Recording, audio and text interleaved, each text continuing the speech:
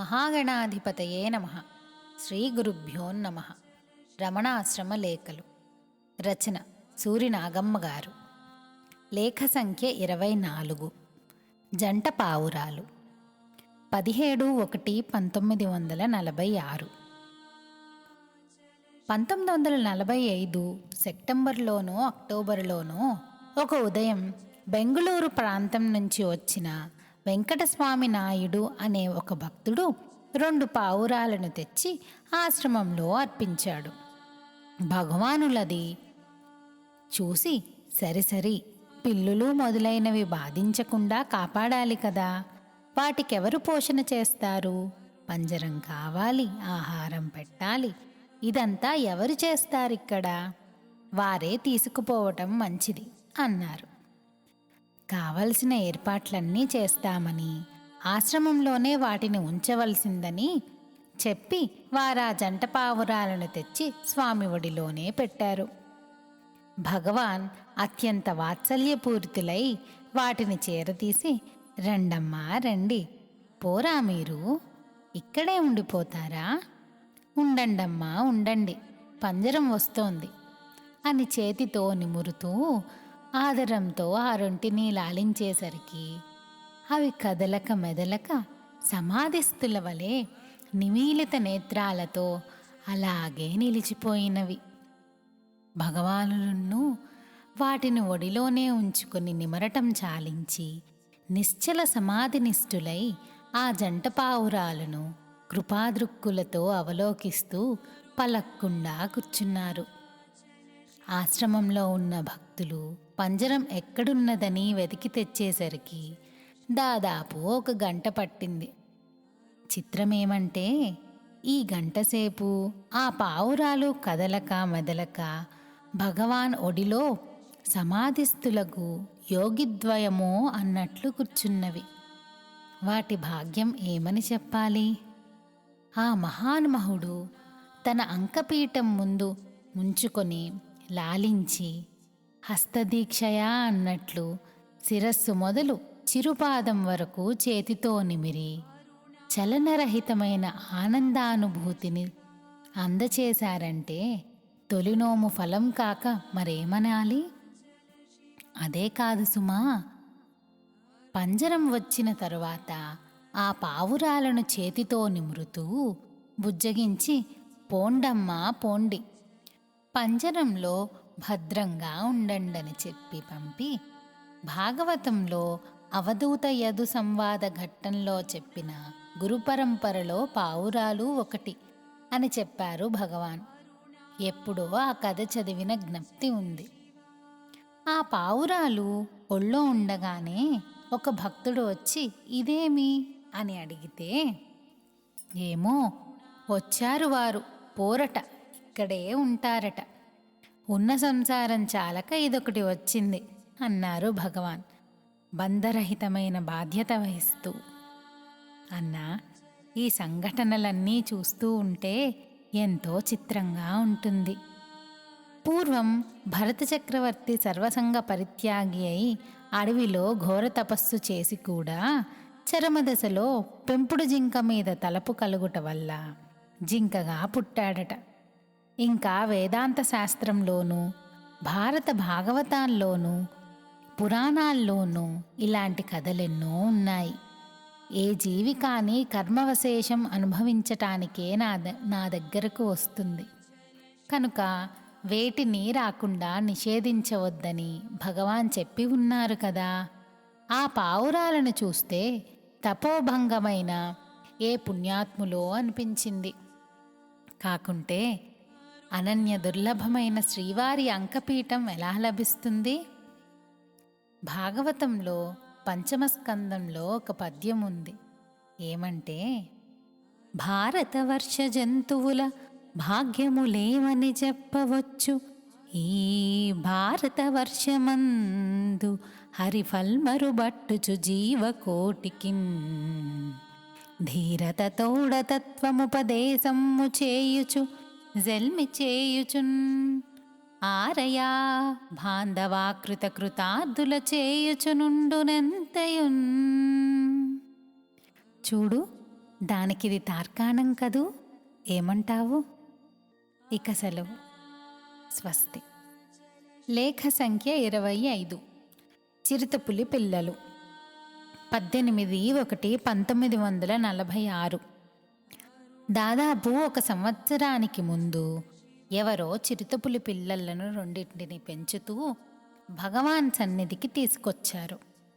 వాటికి పాలే ఆహారంగా ఇచ్చి లాలిస్తే హాలులో అందరితో పాటు కలిసిమెలిసి తిరగటమే కాకుండా భగవంతుల సోఫా మీదకెక్కి వారి ఆదరం పొంది ఆ సోఫాపైనే పడుకొని సుఖంగా నిద్రపోయేవి. ఈ దృశ్యం ఆశ్రమంలో భక్తులొకరు ఫోటో తీశారు. మధ్యాహ్నం 1 గంట మొదలు సాయంత్రం 3 వరకు వాటిని అలాగే సోఫా పైన ఉంచుకొని భగవానులు ఒదిగి కూర్చున్నారు. తరువాత అవి లేచి అటూ ఇటూ తిరుగుతూ 4 వరకు ఉన్నవి. మరొకసారి ఆ పులిపిల్లలను సోఫా మీద ఉంచి భగవాన్ కొండకు వెళ్ళేటప్పుడు వారి ముందు టేబుల్ మీద కూర్చోబెట్టి ఫోటో తీశారు. సండే టైమ్స్లో ప్రకటించారు కూడా. చిత్రమేమంటే ఆ పులిపిల్లలకు శ్రీవారి హస్తస్పర్శ వల్ల ఒళ్ళు తెలియని నిద్ర వచ్చి సోఫా మీదే హాయిగా పడుకున్నవి. అవి ఉండగానే ఉడతలు వచ్చి పప్పులు, పిచ్చుకలు వచ్చి బియ్యపు నూక తిన్నవి. పూర్వం జాతి వైషమ్యం లేకుండా తిరిగే జంతు సముదాయం చూచి ఇది ఋష్యాశ్రమం కాబోలు అనుకుండేవారట. అవి పురాణ గాథలు, ఇక్కడ ప్రత్యక్షంగా చూస్తున్నాం. నిన్న పావురాల కథ గోపూజ నేను చదువుగా విని ఇలాంటి సంభవాలెన్నో జరిగాయి. లోగడ రాసిందెవరు అన్నారు భగవాన్. ఈ పుస్తకం ప్రథమ ముద్రణ అయి రాగానే భగవాన్ సన్నిధిలో చదివితే పై విషయం విన్న భక్తులొకరు శ్రీవారినుద్దేశించి పచ్చయమ్మ కోవెలలో ఉండగా పెద్ద పులి వస్తే ఎవరో భయపడి పరిగెత్తారట కదా అన్నారు. భగవాన్ అందుకొని అవునవును, అక్కడ ఉండగా రంగస్వామయ్య గారు వస్తూ పోతూ ఉండేవారు. వారొకనాడు బహిర్దేశానికి వెడితే అక్కడ ఒక పొదలో పులి కనిపించిందట. అదిలించపోతే గుర్రుమందట. వారికి ఒళ్ళు కంపమెత్తి కూర్చున్నవారు కూర్చున్నట్లే లేచి ఓం భగవాన్ రమణ రమణ అని అరుస్తూ పరిగెత్తి రొప్పుతూ వస్తుంటే నేనెందుకో బయటికి వెడుతూ ఎదురైనాను. ఏమండి ఈ హడావిడి అంటే, అయ్యో పులి పులి, రండి స్వామి, గుళ్ళో దూరి తలుపులు వేసుకుందాం, లోపలికి వస్తుంది, రారేం అంటూ నానా హంగామా చేశారు. నేను నవ్వుతూ ఉండండయ్యా, ఏది పులి, ఎక్కడా లేదే అన్నాను. అదిగో ఆ పొదలో ఉంది అన్నటు వైపు చూపారు. నేను చూస్తాను ఉండండని వెళ్ళి చూస్తే పులి లేదు. అయినా వీరికి భయం తీరలేదు. అది సాధు జంతువయ్యా, భయం లేదంటే నమ్మరు. అలా ఉండగానే ఇంకొకనాడు నేనా కోవెల ఎదుట కోనేటి గట్టున కూర్చొని ఉండగా ఆ పులి వచ్చి నీరు తాగి నిర్భయంగా నన్ను చూస్తూ అటూ ఇటూ తిరిగి తన త్రోవన తాను వెళ్ళిపోయింది. అయ్యంగారు మాత్రం గుళ్ళో దూరి ఇదంతా చూశారు. నేను ఏమవుతానో అని వారికి భయం. ఆ పులి వెళ్ళిన తరువాత నేను గుళ్ళోకి వెళ్ళి, చూచారా అదెంత సాధు జంతువో, మనం బెదిరిస్తే పైకి వస్తుందే కానీ లేకుంటే రాదు అని వారి భయం తీర్చాను. మేము ఆ తరువాత అక్కడ ఎక్కువ రోజులు ఉండనూ లేదు అన్నారు భగవాన్. ఇక సెలవు. లేఖ సంఖ్య 26. చికిత్స లేని వైద్యం. 21/1946. భగవానులకు కాలు నొప్పులు తగ్గటానికి విటమిన్స్ గల ఆహారం ఇస్తే మంచిదని డాక్టర్ల సలహా వల్ల ఆహార పదార్థాల్లో ఏదేదో మార్పిడి చేసి సేవకులు అప్పుడప్పుడు తైలం రుద్ది కాళ్ళు ఒత్తి తోచిన ఉపచారాలు చేస్తూ ఉంటే భగవాన్ చలోక్తిగా ఇంటికి చుట్టం వస్తాడు, చూచి చూడనట్లుంటే త్వరగా వెడతాడు, కానీ మర్యాద చేస్తే వెళ్ళనే వెళ్ళడు. వ్యాధి కూడా అంతే. మీరల్లా ఉపచరిస్తే అదెలా పోతుంది? లక్ష్య పెట్టకుండా ఉంటే తానే పోతుంది అంటూ ఉంటారు. ఆ మధ్య విభూది ఇచ్చి రోగాలు పోగొడతానని ఒక యువకుడు వచ్చి ఆశ్రమం దాటి ప్రదక్షిణం వెళ్ళే రోడ్డుపైన 1 మైలు దూరంలో మకాం వేశాడు. జనానికి వేలం వెర్రి కదూ. ఆ విభూది స్వామిని చూడాలని నెల యూనిట్లు వ్యాధికస్తులు, దయ్యాలు పట్టినవారు, భూతాలు పట్టినవారు అక్కడికి పోతూ వస్తూ మన ఆశ్రమానికి వచ్చేవారు. ఇక్కడేమన్నా విభూదులా, రక్షరేకులా దర్శనం చేసుకుని హాలు చుట్టూ తిరిగి వెళ్ళిపోయేవాళ్ళు. ఆ సమయంలో సేవకులెవరన్నా కాళ్లకు తైలం రుద్దటానికి ఆరంభిస్తే భగవాన్ మందహాసనం చేస్తూ, భేష్, ఇది ఒకందుకు మేలే. ఈ జనమంతా నన్ను చూచి ఈ సామి తానే కాళ్ళ నొప్పులతో బాధపడుతూ ఇతరుల చేత పట్టించుకుంటున్నాడు, మనకేం చేస్తాడురా అని దగ్గరకు రాకుండానే పోతారు. మంచి ఉపాయం అనేవారు.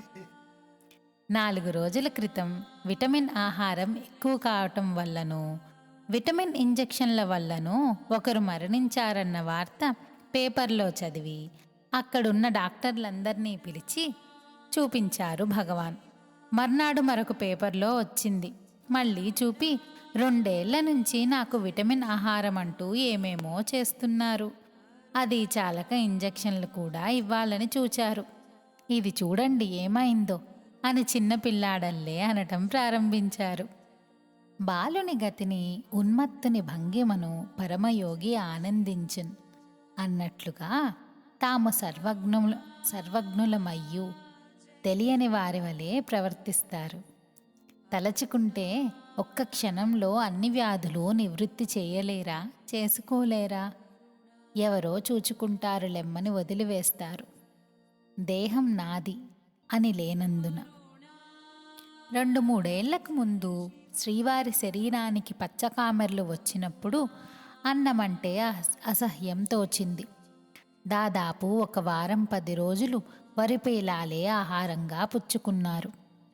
ఎచ్చమ్మగారు మెదిలియారుపాటి భగవానులకు అన్నం పెట్టందే తామూ తినం అని వ్రతం పట్టడం వల్ల వారి వ్రతభంగానికి సహించక ఆమె అన్నంలో 4 మెతుకులు, ఈమె దానిలో 4 మెతుకులు పెట్టించుకొని ఆ పేలాల్లో పొదుపుకొని ఎల్లాగో మింగేవారు. ఎట్టి సమయంలోనూ ఇతరులను చిన్నబుచ్చనొల్లని ఆ కరుణకు మేరలేదు కదా. ఆ కామెర్లు పోగొట్టాలని వైద్యులెందరో మందులిచ్చారు. భగవాన్ వారి సంతృప్తికి ఆ మందులు తినేవారు, వీరి సంతృప్తికి ఈ అన్నము తినేవారు. దాని మేలు దీని కీడు వారికి నంటనే లేదు. నెలలు గడిచాయి.